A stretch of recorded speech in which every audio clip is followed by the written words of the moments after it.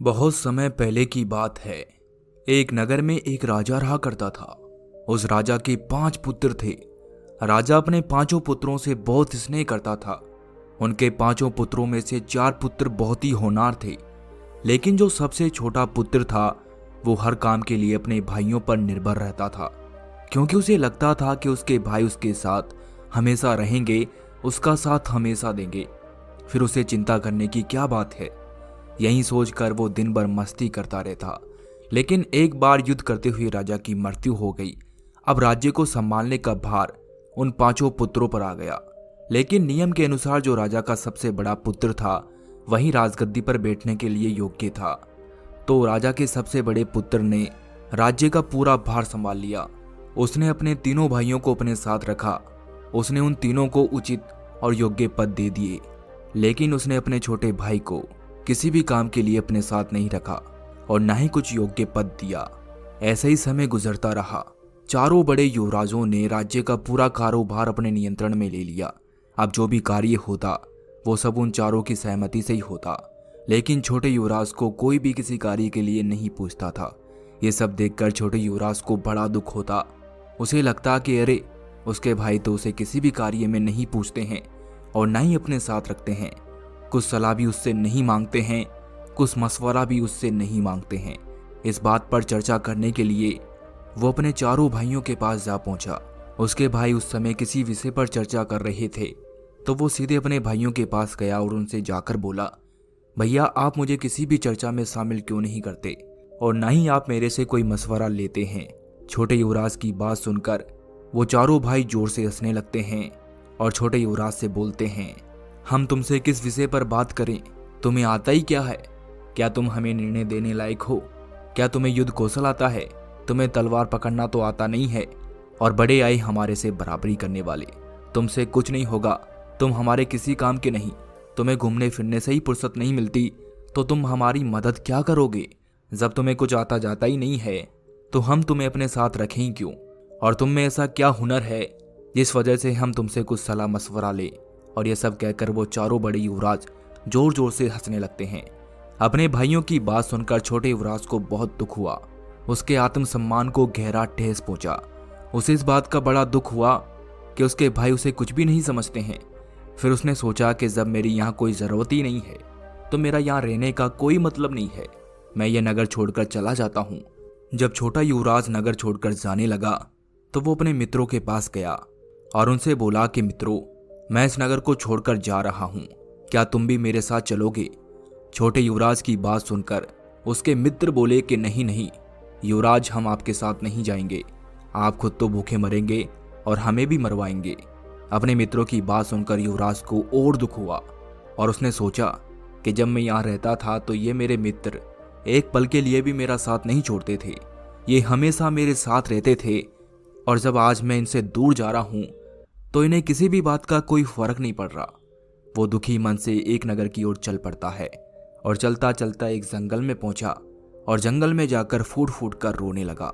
उसने सोचा कि जब मेरे साथ कोई है ही नहीं तो मैं जीकर क्या करूंगा? मैं अकेला कैसे रहूंगा? मेरे जीने का क्या मतलब है? यही सोचकर वो मरने के लिए नदी की तरफ जाने लगा। उस नदी के किनारे एक महात्मा अपना आश्रम बनाकर रहा करते थे। उन महात्मा के चर्चे आसपास के सभी नगरों में फैले हुए थे। उन महात्मा के पास जो भी शिष्य आता वो हर क्षेत्र में निपुण होकर ही वापस लौटता था।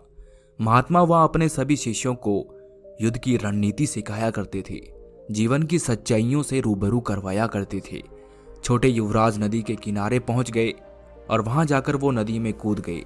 जैसे ही वो नदी में कूदे तो उन महात्मा को पता चल गया, तो महात्मा भी उनको बचाने के लिए तुरंत नदी में कूद गए और उस युवराज को नदी से बाहर निकाल लिया। महात्मा युवराज को मूर्छित अवस्था में बाहर लेकर आए। उनके वस्त्रों को देखकर हर कोई बता सकता था कि ये युवराज हैं, इसीलिए महात्मा भी समझ चुके थे। तो महात्मा ने उन्हें कहा कि युवराज, आखिर आपके सामने ऐसी कौन सी समस्या आ गई थी जिसका समाधान आपको सिर्फ आत्महत्या नजर आया? महात्मा की बात सुनकर युवराज रोने लगा और बोला कि गुरुदेव, मैं जीवन में बहुत अकेला हूँ। मेरे साथ कोई नहीं है। मेरा साथ मेरे भाइयों ने भी छोड़ दिया और मेरे मित्रों ने भी छोड़ दिया। जिस जीवन में किसी का साथ ही ना हो उस जीवन को भला मैं अकेले कैसे जी सकता हूँ? जब तक मेरे पिताजी जीवित थे तब तक वो मुझसे बहुत स्नेह करते थे, लेकिन उनके मरने के बाद मेरे भाइयों ने पूरे राज्य पर अपना अधिकार कर लिया। वो मुझसे किसी भी चीज़ के लिए कोई सलाह मशवरा नहीं लेते हैं और सारे निर्णय वो स्वयं ही लेते हैं और मुझसे कहते हैं कि मुझ में कोई काबिलियत नहीं है, मेरा वहाँ उनके साथ कोई काम नहीं है। ऐसे तो मेरे मित्र हमेशा मेरे साथ रहते थे, लेकिन जब मैंने उनसे कहा कि मैं उनका नगर छोड़ के दूसरे नगर जा रहा हूँ तो उन्होंने भी मेरा साथ छोड़ दिया और कहा कि युवराज, आपके साथ जाएंगे तो हम भूखे मर जाएंगे। अब आप ही बताइए गुरुदेव कि मैं किसके लिए जीऊं? इस संसार में मेरा क्या काम है? सबने तो मेरा साथ छोड़ दिया है, फिर मैं अकेला जीकर क्या करूंगा? युवराज की बात सुनकर महात्मा जी मुस्कुराते हैं और उससे कहते हैं कि युवराज, आपको किसने कहा कि इस संसार में हम अकेले नहीं रह सकते? और आपको ये किसने कहा कि आप में कोई काबिलियत नहीं है? आप अकेले रहकर वो सब कर सकते हैं जो आपके चारों भाई नहीं कर पाएंगे। महात्मा जी की बात सुनकर युवराज खुश हुआ और उनसे बोला कि कैसे गुरुदेव, क्या आप मुझे कोई ऐसी शक्ति प्रदान करने वाले हैं जिससे कि मैं अपने चारों भाइयों में सबसे सर्वश्रेष्ठ हो जाऊंगा? महात्मा जी ने कहा कि हाँ युवराज, मैं आपको शक्ति दूंगा, लेकिन उसके लिए आपको मेरे साथ जंगल में चलना होगा। इसके बाद युवराज पूछते हैं कि जंगल में क्यों गुरुदेव? महात्मा जी कहते हैं कि आप चलिए तो सही। इसके बाद महात्मा जी और युवराज जंगल में चले जाते हैं। फिर महात्मा जी युवराज से कहते हैं कि युवराज, आप इस जंगल में होने वाली हर गतिविधि पर अपनी नज़र रखो और जो भी आप देखो उसको मुझे अवश्य बताना। सुबह से लेकर शाम हो गई, युवराज ने जंगल में हो रही हर गतिविधि पर नजर रखी। सूरज ढल चुका था। अब महात्मा जी ने कहा कि चलो युवराज आश्रम चलते हैं। इसके बाद युवराज और महात्मा जी आश्रम चले गए। आश्रम पहुंचने के बाद महात्मा जी ने और युवराज ने भोजन ग्रहण किया। भोजन करने के पश्चात महात्मा जी एक एकांत जगह पर जाकर बैठ गए और युवराज से कहा कि अब मुझे ये बताओ कि आज तुमने जंगल में क्या क्या देखा। तब युवराज ने महात्मा जी को बताना शुरू किया कि गुरुदेव, मैंने जंगल में पेड़ पौधे, पशु पक्षी इत्यादि देखे, पर मैंने जंगल में एक अजीब सा दृश्य देखा। मैंने देखा कि एक शेर अकेला था और उसके सामने बहुत बड़ा हाथियों का झुंड आ रहा था, लेकिन इतने बड़े हाथियों के झुंड को देखकर भी शेर नहीं घबराया और जैसे ही वो उनकी तरफ बढ़ा तो सारे हाथी तीतर भीतर हो गए और शेर ने एक हाथी का शिकार कर लिया और मजे से बैठकर उसे खाने लगा। दूसरा दृश्य जो मैंने वहां देखा कि एक छोटा सा पक्षी बाज, उसने अपनी चोंच में सांप को उठा लिया और ऊंचे गगन में उड़ गया। और सबसे आश्चर्यजनक की बात तो ये थी कि शेर और बाज दोनों अकेले थे और सब तो झुंड में थे, फिर भी उन दोनों का किसी ने कुछ नहीं बिगाड़ा। शेर पूरे जंगल में राजा की तरह घूमता है और बाज पूरे आकाश में राजा की तरह उड़ता है। युवराज की बात सुनकर महात्मा जी मुस्कुराते हैं और उसे कहते हैं, बेटा अब तुम्हें कुछ समझ में आया? अब मैं तुम्हें जो बताऊंगा मेरी इन बातों को ध्यान से सुनना। फिर महात्मा जी युवराज से कहते हैं कि बेटा, जंगल में बहुत सारे पक्षी होते हैं, लेकिन बाज उन सब में बहुत अलग और अद्भुत है। जैसे तोता बोलता तो बहुत है, सब उसे प्रेम भी करते हैं, लेकिन वो कभी आकाश में ऊंचा नहीं उड़ पाता है।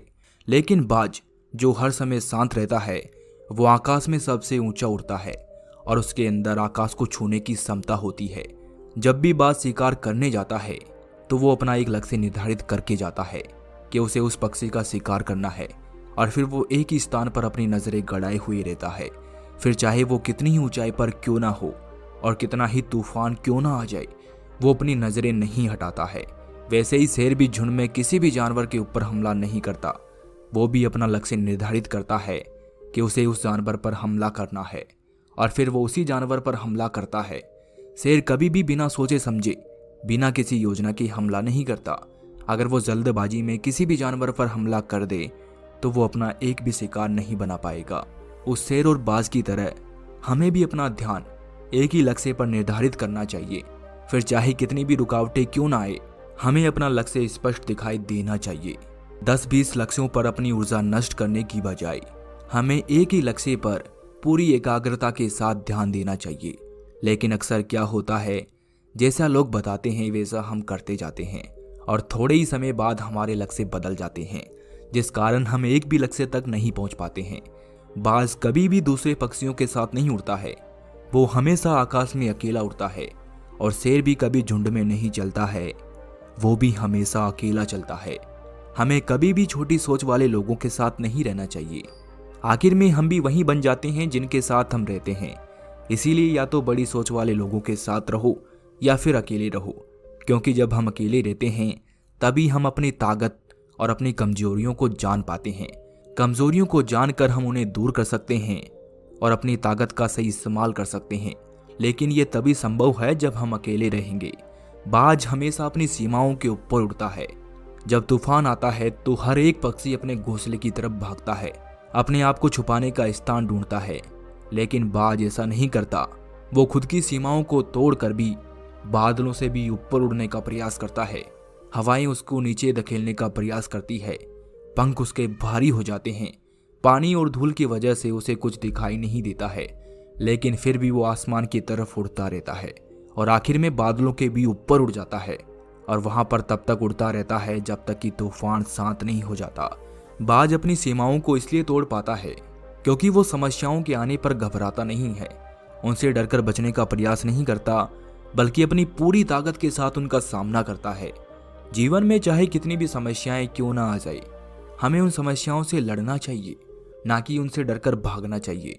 बहादुर तो वो लोग होते हैं जो तूफानों से टकरा जाते हैं और कायर तो अपने घर में घुसकर बैठ जाते हैं। बाज कभी भी अपने घोंसले में घास के कोमल तिनके नहीं रखता है और जो तिनके कोमल हो जाते हैं उनको निकालकर फेंक देता है। इसीलिए चाहे कितनी भी आरामदायक जिंदगी आपको मिली हो, आपको अपने आराम को तोड़कर जीवन में मेहनत करनी चाहिए। हर दिन अपनी आप को चुनौतियां दो, हर दिन मुश्किलों से लड़ो, क्योंकि वही मुश्किलें हैं जो तुम्हें मजबूत बनाएगी। सभी पक्षी झुंड में रहते हैं, लेकिन बाज हमेशा अकेला रहता है, क्योंकि उसे पता है कि भीड़ हौसला तो देती है मगर साहस छीन लेती है। एक शेर भी कभी हाथियों की तरह झुंड में रहना पसंद नहीं करता, ना ही वो भीड़ की तरह एक दूसरे के पीछे बिना सोचे समझे चलता है, ना ही वो कुत्तों की तरह भौंकता है। वो अकेले में मस्त रहता है। या तो वो अकेला रहता है या फिर अपने परिवार वालों के साथ समय बिताता है, या फिर वो गंभीर रहते हैं और अपने आप में मगन रहते हैं। उनको किसी भी जानवर से बिना बात उलझने और ना ही किसी जानवर से ज्यादा खुलने मिलने की आदत रहती है। मनुष्य भी अगर एकांतवास का पालन करे और अकेलेपन से ना डरे तो वो भी कुछ कर सकता है, जबकि झुंड में रहकर लोग एक दूसरे के आदी हो जाते हैं, जिससे आप कुछ भी नहीं कर पाते हैं। इसीलिए अगर आपको इस दुनिया पर राज करना है तो अकेले ही चलना पड़ेगा, अकेले ही मेहनत करनी पड़ेगी। बाज की उम्र 70 साल की होती है, लेकिन वो 40 साल की उम्र में ही बूढ़ा हो जाता है। नाखून उसके पैरों में धंस जाते हैं, पंख से शरीर चिपक जाते हैं, उसकी चोंच मुड़ जाती है, उसका शरीर भारी हो जाता है। ऐसी स्थिति में शिकार करना तो क्या, उड़ने की भी हालत नहीं रहती उसकी। ऐसे में उसके पास दो विकल्प होते हैं। पहला, या तो वो अपने इस हालत को स्वीकार कर ले और भूखा प्यासा मर जाए। दूसरा विकल्प ये होता है कि वो 6 महीने तक एक दर्दनाक प्रक्रिया से गुजरे और खुद को मजबूत बनाए, लेकिन बाज तो बाज होता है। वो दूसरा विकल्प ही चुनता है और वो एक पहाड़ पर जाता है। वहां जाकर अपनी चोंच से अपने पंखों को खींच खींच कर निकाल लेता है। अपने पंजों पर पटक पटक कर वो अपने नाखूनों को तोड़ देता है।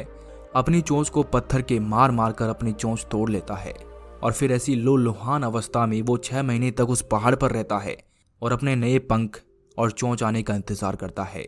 6 महीने बाद फिर से वो अपनी नई जिंदगी शुरू करता है और फिर से अपने शिकार के लिए निकल पड़ता है और अगले 30 सालों तक फिर से वही राज करता है। इसीलिए समय आने पर हमें भी अपनी पुरानी यादों को छोड़ना पड़ता है, कुछ नया सीखना पड़ता है, समय के साथ बदलना पड़ता है, अपने आप को तैयार करना पड़ता है, नहीं तो हमारा कोई भी फायदा उठा सकता है, हम पीछे रह सकते हैं। इसके बाद महात्मा जी ने युवराज से कहा कि हाथी हमेशा झुंड में चलते हैं, उन्हें झुंड में एक साथ चलने से हिम्मत मिलती है, लेकिन जैसे ही उन पर शिकार होता है तो वो तीतर भीतर हो जाते हैं और उस झुंड में से एक भी हाथी अपने साथी का साथ देने के लिए वापस नहीं लौटता। इसीलिए हमारे साथ कितने भी लोग खड़े क्यों ना हो, हमें किसी पर यकीन नहीं करना चाहिए। अगर यकीन ही करना है तो खुद पर करना चाहिए, क्योंकि बुरा समय आने पर लोग कब साथ छोड़कर चले जाएंगे ये पता नहीं चलेगा।